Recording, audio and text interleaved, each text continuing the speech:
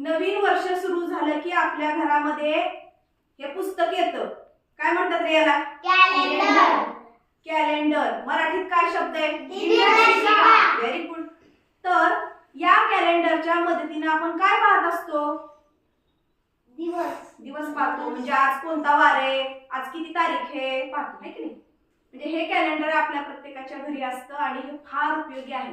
पण काही काही मुलांना कॅलेंडरच वाचता येत नाही. कॅलेंडर खूप सोपं आहे. हे अख्खं कॅलेंडर म्हणजे एक वर्ष. अख्खं कॅलेंडर म्हणजे एक वर्ष.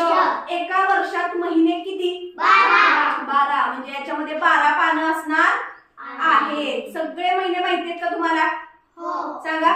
जानेवारी, फेब्रुवारी. Okay okay. मार्च. तुम्हाला सगळे माहिती आहे. जानेवारी ते डिसेंबर पर्यंत किती महिने असतात? 12. आता मला सांगा, हा कोणता महिना आहे? जानेवारी. आता या जानेवारी महिन्यामध्ये जे पुढे उभे उभे कॉलम दिसत आहेत, हे काय आहे? हा आहे आठवडा. काय आहे? आठवडा. एका आठवड्यात दिवस किती? 7. Very good. एका आठवड्यात दिवस आहेत 7. आता त्याच्या पुढचा माझा प्रश्न, एका महिन्यामध्ये असे किती आठवडे येतात? 4 किंवा 5 आठवडे येतात. आणि दिवस किती असतात एका महिन्यात? 30 किंवा 31, 28 किंवा 29. Very good. 28, 29, 30, 31 असे महिन्यामध्ये दिवस येतात. आणि आपण दिवस कसे काउंट करायचे ते पण आपण शिकलेलो आहोत. कसं केलेलं आहे? 31, 30. 31, 30. जानेवारी, फेब्रुवारी, मार्च, एप्रिल, मे, जून. म्हणजे आपल्याला हे काउंट करताना खड्डा आला की दिवस कमी करायचा आहे. बरोबर. आता मला सांगा, एका संपूर्ण वर्षात किती आठवडे असतात? 52. किती आठवडे असतात? 52 आठवडे असतात. आपल्याला कॅलेंडर बऱ्यापैकी आता शिष्यवृत्तीचा अभ्यास करतोय म्हणून पाठ झाले. इथून पुढं थोडंसं काही काही गोष्टी क्लुप्तीच्या माध्यमातून आपल्याला लक्षात ठेवायच्या आहेत. बघा, एका आठवड्यामध्ये दिवस किती असतात म्हटला तुम्ही? 7 दिवस असतात. म्हणजे पहिला दिवस म्हणजे 1 तारीख.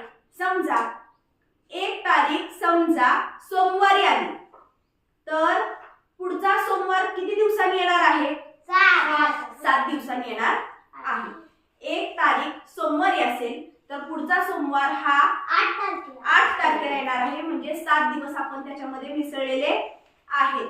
इथं बघा, इथं बघताना लक्षात येईल तुम्हाला 4 तारखेला कोणता वार आहे? रविवार. 11 तारखेला रविवार. 18 तारखेला रविवार. हे प्रत्येक दिवस रविवार हे जे आलेले आहेत ते रविवार 7 दिवसाच्या फरकाने आलेले आहेत. म्हणजे आपल्याला कॅलेंडर समजून घेताना 7चा फरक कायम लक्षात ठेवायचा आहे. आता समजा तुम्हाला विचारलं की 3 तारीख सोमवारी आहे. 3 तारीख ही कोणत्या वारी आहे? सोमवारी. बघा, 3 तारीख, 3 लिहिली सोमवारी.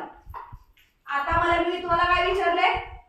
25 तारीख कोणत्या वारी आहे? 25 तारखेला वार कोणता? इथं आपल्याला विचार. आता 3 मध्ये 7 मिसळा. पहिल्यांदा 3 आणि 7 10. पुढचा सोमवार 10 तारखेला येणार. पुढं 7 मध्ये पुन्हा 7 मिसळा. 17. Very good. 17. पुढं 7 मिसळा. 17 मध्ये 7 मिसळले.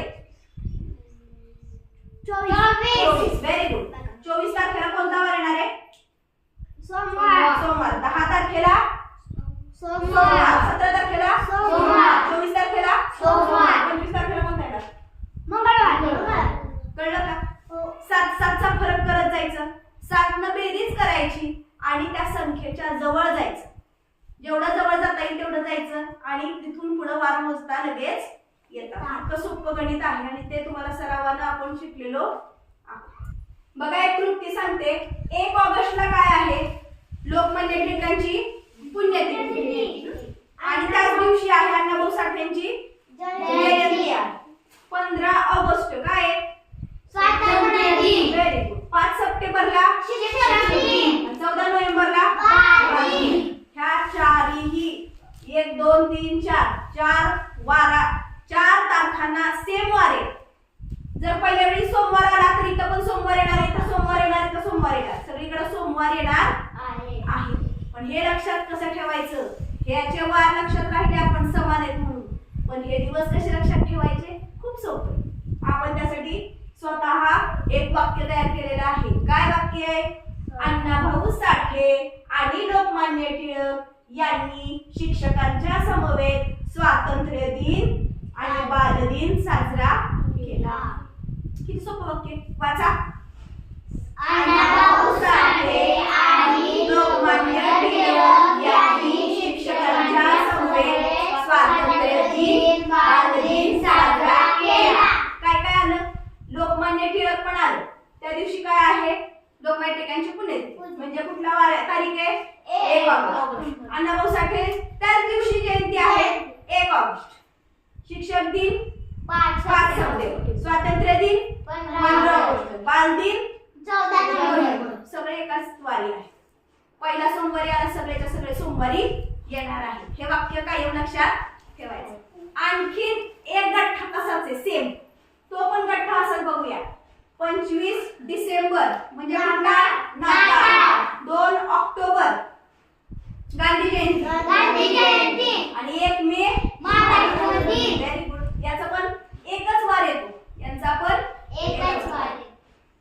महाराष्ट्रात गांधीजींनी नाताळ साजरा केला. महाराष्ट्रात गांधीजींनी नाताळ साजरा केला. क्लुप्तीमध्ये घेतलेले वाक्य हे आपण स्वतः तयार केलेले असतात, लक्षात ठेवण्याच्या दृष्टीने तयार केले असतात. त्याचा आणि अर्थाचा काही संबंध नसतो, पण आपण लक्षात ठेवण्यासाठी ही क्लुप्ती वापरायची, काही वापरायची पण लक्षात ठेवायचं म्हणून ही क्लुप्ती वापर. आणखीन एक शेवटची तुम्हाला क्लुप्ती सांगते. लीप वर्ष म्हणजे काय रे? ज्या संख्येला 4 ने निश्चित सांगतात तो त्या संख्येला संख्या म्हणजे ज्या वर्षाला 4 ने भाग जातो. म्हणजे 2000 साल कुठलं? 2000, 2004, 2024, 2020 या संख्यांना 4 ने निशेष भाग जातो. नुसता भाग जात नाही, बाकी शून्य राहते, निशेष भाग जातो. त्याला त्या वर्षांना म्हणायचं लीप वर्ष. बाकीचे सगळे वर्ष कसे असतात? सामान्य वर्ष असतात. ते बाकीचे कसे असतात? सामान्य वर्ष. आता क्लुप्ती या वर्षाच्या संबंधित सांगणार आहे. जेव्हा 1 जानेवारीला मंगळवार येतो तेव्हा 31 डिसेंबरला सुद्धा मंगळवारच येतो. 31 डिसेंबरला मंगळवार येतो. मग माझा तुम्हाला प्रश्न आहे, जर 1 जानेवारीला मंगळवार आहे तर पुढच्या वर्षातल्या 1 जानेवारीला कोणता वार येईल? बुधवार. Very good. बरोबर, म्हणजे फसला नाही तुम्ही, आहे ना? 1 जानेवारीला जो वार असतो तो 31 डिसेंबरला असतो. दोन्ही ठिकाणी सेम वार. मग 1 जानेवारीला जर सोमवार असेल तर पुढच्या 1 जानेवारीला काय येणार आहे? मंगळवार येणार आहे. इकडे सोमवार असेल तर 1 जानेवारीला मंगळवार येणार पुढच्या वर्षाच्या.